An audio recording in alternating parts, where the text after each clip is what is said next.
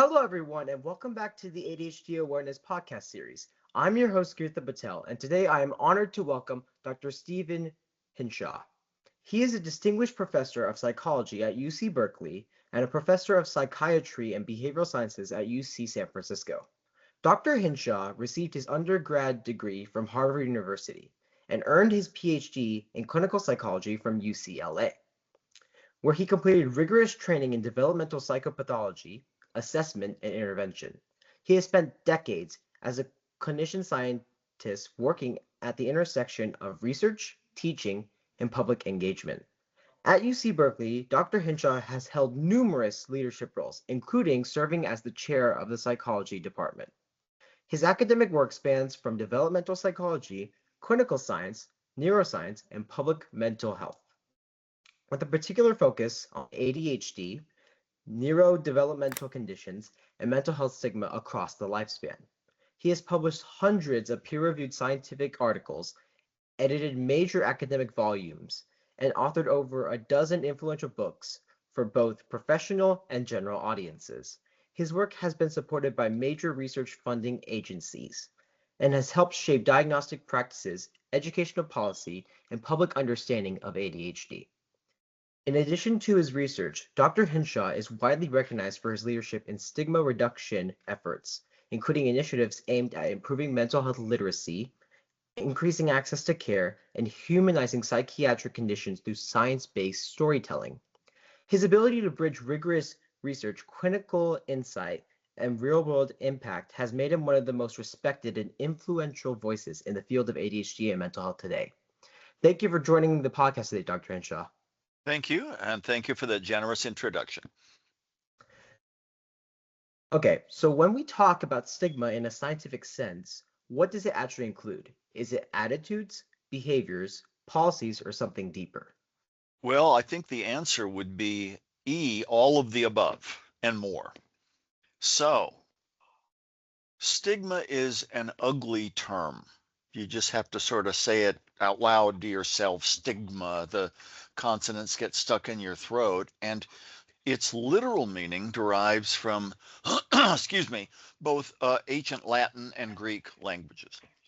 Stigma literally means the marks or burns or brands on your body that someone in power put on you to let the rest of society know that you're undervalued.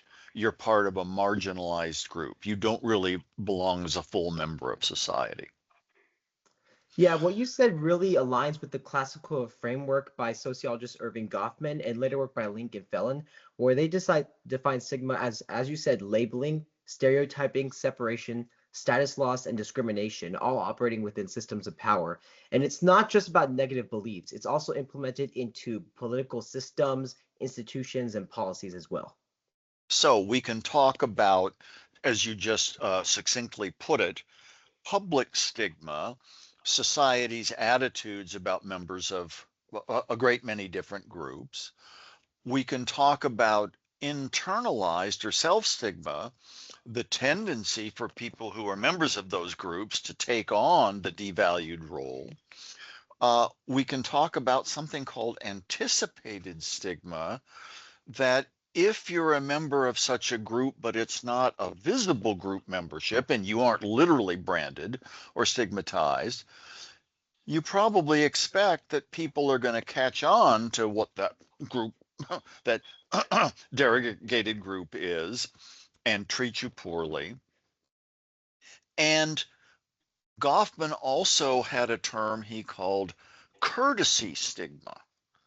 Well, what does this mean? How can you be courteous and stigmatizing? In his classic 1963 book, Stigma, Notes on the Development of a Spoiled Identity, he said if society, and he was being very sardonic, if society bothers to stigmatize members of a group, it's only common courtesy to stigmatize anybody linked with such members, like family members. Family members were thought to be the cause through bad parenting of most forms of mental disorder for much of the 20th century. But interestingly, also included under courtesy stigma are People like me, clinical psychologists, researchers, clinicians, supervisors. We work with, in quotes, crazy people or people who don't learn very well or aren't as intelligent or have attentional or learning problems. There is also, as you alluded to, what's called, in some ways, professional or structural stigma. Laws and policies that don't allow you to have the full rights of society if you're a member of a racial, religious, or mental health group. Now, since 1990 in the US, with the Americans with Disabilities Act, it's illegal to discriminate against people with mental or physical disabilities in public or in the workplace. But that doesn't mean that it doesn't happen. So stigma is Mhm. multifaceted. It's within people, it's within groups, societies, families, even the level of public policies.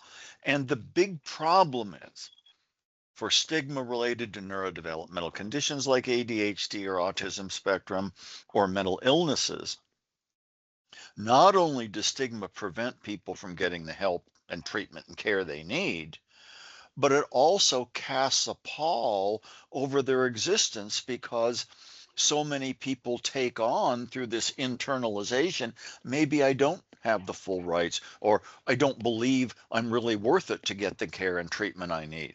So having a mental or neurodevelopmental condition can be difficult and painful enough, although there's many silver linings. But when you add stigma to the mix, it makes a bad situation sometimes virtually impossible. You spent much of your career examining both ADHD and stigma. From your perspective, why does ADHD continue to be so misunderstood despite decades of research? Yeah, it's a really fascinating question. When you read classic works on stigma about, again, not only mental health conditions, but race, religion, left-handedness used to be very stigmatized. It's not so much anymore, but when I was growing up, my little sister was not allowed to be left-handed. And of course, the good news there is it's a sign that things can change as social norms and mores change. Maybe Yeah, things what that were very stigmatized aren't as much anymore. But the problem is ADHD and many mental health and neurodevelopmental conditions are. So, in the classic stigma science, it's the most severe and chronic conditions that will receive the most stigma. Schizophrenia, bipolar disorder, you're psychotic, you're hearing voices, you don't have rational thoughts. What about ADHD? I mean, it's a very good question you raise. Most people with ADHD uh, are doing fine at one moment and maybe not so fine. You go from algebra class to a history class, or you go from the soccer field for practice or to the soccer game where the more is at stake. ADHD in many ways, neurobiologically and behaviorally, is marked by a consistent inconsistency. People know what to do, but it's hard to resist the impulse to do something else. People try to concentrate, but the brain science shows us that concentration for sustained periods of time is difficult for people with ADHD. And what really tends to stigmatize people is when members of the general public think you're just not trying hard enough. If Hmm. only you were motivated, if only you put your nose to the grindstone, you could do it.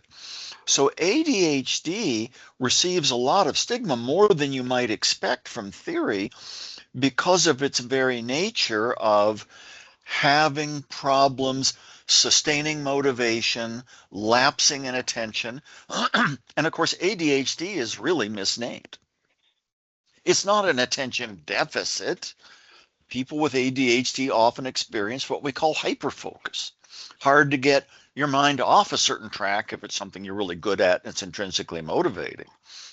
ADHD is really a condition in where it's hard to regulate your motivation and your attention and keep your emotions in check. So I think those are the reasons why it receives a lot of stigma. People think you're just not trying. Yeah, I think what is striking is what you said throughout your response that, like, despite ADHD being one of the most studied neurodevelopmental conditions, Right. people still perceive it as poor parenting, lack of effort, and they just view the symptoms as controllable things that you're just not trying hard enough to You're avoid. lazy. You're spacey. Come on. I saw you do well yesterday. What's the matter today? I saw you do well last period. What about this period? And I think we humans are kind of wired to think that most behavior is always under complete volitional control. But in the case of ADHD, people try, and try. But the purpose of medication treatment, the purpose of behavioral uh, and cognitive behavioral treatments is to give you a better mindset and better skills so that you can apply what you know. Yeah, speaking of medicine, in your 2014 paper by you and Scheffler, you actually explained how rising diagnosis does not equal overdiagnosis. It just reflects increased awareness and access. Yeah, I mean, this is a big issue for autism spectrum disorders, where the prevalence used to be thought to be not even 1 in 100 or 1 in 1,000, but maybe a couple out of every 10,000. And now the diagnostic prevalence is over 1% of the population. ADHD, or as it used to be called, hyperactivity, hyperkinesis, maybe a couple of percent of kids. Around the world, about 5 to 7% of kids get diagnosed with ADHD. And there's now much more awareness. And in some ways, knowledge helps to decrease stigma. But on the other hand, the United States has higher rates of ADHD diagnoses than probably anywhere else on earth, with the possible exception of Israel, two very high achievement oriented countries. Overdiagnosis can occur, especially in boys, if you don't take the time to give a very thorough assessment. A quick ADHD symptom list, and it's the better knowledge and popularity of ADHD as a diagnosis can fuel, unless you have a very careful assessment with a professional who knows what he or she is doing, can lead to overdiagnosis. But in another line of my research, for girls and women, there's still underdiagnosis because girls and women typically don't fit the fidgety, Tom Sawyer-like obstreperous kid. Most of the symptoms are going to be inattentive and disorganized, less visible to the observer. In your work, have you found that ADHD carries a different kind of stigma compared to other mental health disorders? So this is an important question because mental illness or neurodevelopmental disorders as a blanket term belies the fact that there's going to be different kinds of stigma depending on the behavioral and emotional features. Schizophrenia often breeds fear. The person's crazy, they're out of control, they're irrational. ADHD may breed this kind of almost disgust. Well, you're just not trying hard enough. You just pull yourself up by your bootstraps. Or maybe the fear that you're so inconsistent, I don't know who you are one moment to the next, so maybe I don't trust you as much. So a lot of the point of stigma research is to figure out what the behaviors and emotional tendencies of different conditions are and how they may breed reactions in the observing public, in the case of kids, parents and teachers, or fellow citizens for adults. And stigma also, I just want to go back to point out, because you raised this at the very beginning, part of it is about beliefs, stereotypes. Everybody with ADHD is lazy. Everybody with schizophrenia is dangerous. Attitudes and emotions. I don't like people whom I can't trust. And Hmm. then the behavioral response, well, you don't belong in a regular classroom. You're not fit enough to work, discrimination.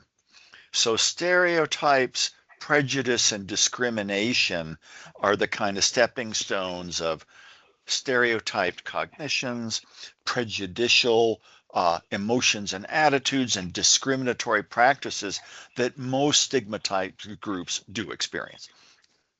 Yeah, what you said actually ties back to what we've been talking about previously, and how, unlike other mental disorders like depression or anxiety, ADHD symptoms are often perceived by many as controllable. So when you That's right. have someone perceiving something as controllable and in fact it's not so controllable as they think, then once again they think you're lazy and they think that you don't belong because you're lazy. And that's why it often gets more stigma. And actually, in O'Driscoll et al. 2012, they did find that ADHD is rated more negatively than other learning disabilities. I think it's partly because of what you're just talking about. If you just tried harder, if you just put, your full effort into it, you could do this. When in fact, for many, if not most people with ADHD, simply trying harder is not a viable strategy. You need to have strategies that are evidence-based, organizational skills, sometimes anger management skills, ways of perceiving the world, and really having cues on your assignments. And this is where apps can help, right? So that you're externally reminded of things that you don't intrinsically remember the way many other people do. ADHD is often framed as a problem of motivation, effort, or discipline. Why do you think ADHD is so often moralized rather than medicalized or contextualized? So let's talk about motivation. So motivation to most people means, well, you're motivated, you're just doing it. You get up and go and you try. But there's a different meaning of motivation in psychological science. So why do we do everything we do? Is it because we're intrinsically pleased by doing it and it makes us feel good about ourselves? Or do we do it because of rewards, extrinsic? Well, most people I know probably wouldn't keep their jobs unless they got paid. So extrinsic motivation is, of course, important for survival. But the hope is that for things you initially get rewarded to do, like learn to tie your shoes, I mean, that's hard to do. It takes a lot of practice. And then it becomes more automatic and it's intrinsically motivating to get your shoes on, unless you have Velcro shoes or slip-ons, and get them tied so you can start your day. But we know from neuroscience that people with ADHD have more trouble developing that sense of intrinsic motivation for skills they've learned, especially when the tasks aren't very intrinsically motivating. Many people with ADHD, if they're creative, they love art. Uh, if they're motivated by video games, of course, video games are made to be highly motivating. But for people with ADHD, it may take more practice, dividing the skill into smaller steps, and more initial use of external rewards to help build that intrinsic motivation longer term. But again, if we think that the person, because we don't know the inner workings of people's brains, unless we're tuned into a brain scanner, we make the attribution that if you just tried as hard as I did, yeah, right, it's all controllable. And we tend to stigmatize people whom we think could control their deviant behaviors. Yeah, and also the fact that ADHD symptoms often interfere with just regular tasks. When That's you right. have something that interferes with regular tasks, people are automatically more inclined to blame you rather than support you. And also, many research studies have pointed to this, including the Wehner's attribution theory of 1985 and 1995, where it said that blame increases when behavior is seen as controllable. And also your own 2018 study, where you found that ADHD behaviors violate social norms around productivity and compliance. When you That's right. violate social norms, then you're violating basically what other people view as fundamental. We're all in this together. We all chip in, and you've got this thing called ADHD. I'm not sure I believe in it, but you're not pulling your own weight, buddy, right? You're not pulling your own weight, gal. And so we tend to blame because we think if you just tried harder, everything would be just fine. How does stigma become internalized for people with ADHD, and what impact does that have on self-esteem, identity, and long-term outcomes? So let's say you've got the genetic predisposition, and this is not one gene or two or 20 or 100, it may be thousands of genes, each acting together and interacting with one another each with small effects but multiplied, we know that the risk for developing ADHD largely lies in genetic differences between people, not how we're raised or not in the social environment. Yeah, So and if go ahead. yeah, plus when people internalize what people think of them, they start believing it, and then they start thinking that yeah, it is there is something wrong with them, and that they are lazy, and then at that point, the ADHD diagnosis becomes an explanation for failure rather than a tool for support. Right. And so where I was going was on that same track. So if you have that genetic predisposition to not be as easily intrinsically motivated, or to get distracted by things when you're supposed to be doing a kind of rote, boring task, but you're having trouble doing them and you don't quite know why, and you see other kids in your class who get rewarded by their teacher for doing things right, well, there's something wrong with me. Maybe I am lazy. Maybe I am unmotivated. Maybe if I just tried harder, but again, that trying harder is a vicious cycle. So that people with ADHD develop these negative schemas, these negative beliefs about themselves. And a lot of work we've done recently in our lab is with girls with ADHD who've been understudied for so long. And when you start to believe that something is really your fault, when it may be the fault of some genes you're born with that make you more susceptible to ADHD-like behaviors, I'm not good enough. I'm not doing well enough in school. Other kids don't like me because I interrupt so much. And once you start to spiral in that internalized stigma, well, my family and I'm not really worth treatment. I'm just a lazy kid. And I'm starting to hang out with a difficult peer group. And I'm getting de-identified with schooling because it's not working out so well for me.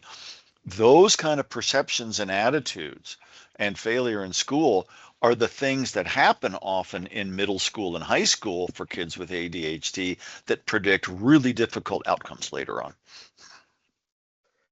In your book, Another Kind of Madness, you blend your own family's story with decades of research to explore how stigma shapes our understanding of mental health. How did engaging with stigma on such a human level change the way you think about your research? So, to make a very long story short, I grew up back in the Midwest many years ago. My mom and dad taught at Ohio State University. My sister and I had a really good childhood, really good schools, a lot of sports, active community. But dad would disappear into thin air for months or at one point a year at a time without explanation. He'd been diagnosed with schizophrenia when he was a teenager. He clearly had bipolar disorder, which I helped discover when I was in college, where he had episodes of hearing voices telling him he was the savior. Back in the 30s, when he was a teenager, he could save the world from Hitler and Mussolini. Ed would go into pretty wild psychotic manic episodes leading to hospitalizations. These intensified. Uh, he became a philosopher. He went to Princeton for grad school and got to know Albert Einstein and studied with Bertrand Russell. Very bright guy, but these horrific manic episodes would sweep him into some of the country's worst mental hospitals. When my sister and I were growing up decades ago back in Columbus, Ohio, he asked, what should I tell my little children about my absences with the times I have to be in a hospital? And the doctor looked him in the eye and said, Professor Hinshaw, if your children ever learn of your what they thought was chronic schizophrenia, they'll be permanently destroyed. You and your wife, the children's mother, must never mention the topic. So it was silent. I thought it must have been my fault that dad would disappear for half a year and then one day be back in the kitchen cooking breakfast, but no one was allowed to talk about it. It was this very strange silence. When I turned 18 and was a freshman in college, dad pulled me into his home library all his books on philosophy and science and literature, and talked about his mental health experiences. I knew from that moment on, well, I was pretty sure he didn't have schizophrenia, and I figured out soon enough that it was bipolar disorder, and he got a proper diagnosis. But I knew that I wanted to work with kids and families to help them communicate better. I wanted to understand bipolar disorder, schizophrenia, ADHD, the whole gamut of mental and neurodevelopmental conditions, and became a clinical scientist, which is what I've done for a living, a professor and a writer and an advocate and all the things I do. But I realized about 30 years ago that the story was incomplete unless I literally told our family story and tried to demystify and destigmatize by narratives. When I was applying to graduate schools, I would never put in the admissions essay about my dad's and family, other family members' histories of mental illness. Today, it's okay to do it, not that you're going to go into therapy in grad school, but we know that many oncologists have family histories of cancer. Many people in psychiatry and psychology and neurology have family histories of neurological and mental disorders. If we don't talk about it and admit it, and we don't get help for ourselves and our families, how can we be good scientists and good clinicians for those we're trying to help? So over the course of my career, I've become more and more open about both the personal and family and human side, as well as the scientific side.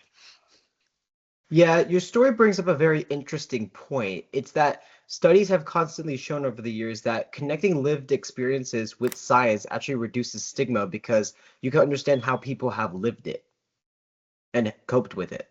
If it's just a series of symptoms, even if it's a genetically attributable mental health condition, and we know, as we just talked about, reducing controllability, I can't help it if I have an illness, should reduce blame, but it doesn't take all the stigma away because the behaviors are frightening to us. If you know someone personally, if you have shared experience, if you have perceived similarity, it's those personal connections and social relationships and understanding that we're all human, whether we have cancer, whether we have bipolar disorder, whether we have ADHD. That's, I think, out of everything we could do, that along with getting good treatment, those are the solutions to stigma. For listeners with ADHD, what's one thing they could do to actively reduce stigma in their everyday lives? Well, how about three things, not one? Number one, realize that ADHD is fairly common around the world. 1 in 10 to 1 in 20 people have clinical levels of ADHD. Yeah, realize you're not alone. Not alone. Number two, the risk for it is largely biological and genetic. It's not that we're flawed people or our parents were bad parents. And number three, you may not ever outgrow some of the disorganization, some of the distractibility, some of the poor impulse control, but you can learn to cope with it and you can learn strategies to help yourself manage those difficulties. And many people with ADHD who get these evidence-based treatments and might involve medication for the most severe cases, they can use as kind of a superpower their ADHD hyperfocus and intense motivation for things they're really into to do great things. So ADHD can really be a gift. It's not always a gift. It can lead to really difficult outcomes without treatment. So those are the three steps I would say. You're not alone. It's not your fault or your parents' fault, but there's things you can do to enhance your life working through, over, under, around, and through, and despite your ADHD symptoms. Yeah, the thing that's most encouraging is that the smallest bits of the smallest acts can have the utmost benefits. Right. Studies have constantly shown that modeling empathy and also person-first language have reduced stigma. And for those of you who don't know what person-first language is, an example is if you refer to someone that has ADHD as a disabled person versus a person with a disability, That's right. the person-first example is the one that says a person with a disability. They sound the same, but one is more understanding and one is more empathetic. By these tiny changes in our language, we could reduce stigma for many people in the world. Because we're all human and we're all people first, right? Mhm. Yeah. Thank you, Dr. Hinshaw, for your time today. I enjoyed our conversation today, and I hope that your insight into stigma helps society become more understanding and empathetic to anyone who has ADHD. For those of you who enjoyed this episode, I would highly recommend checking out the previous installments in the series, and also be sure to go over to the channel and subscribe, as I'll be bringing future installments to the series in the upcoming months. Thank you and have a great day. Thank you.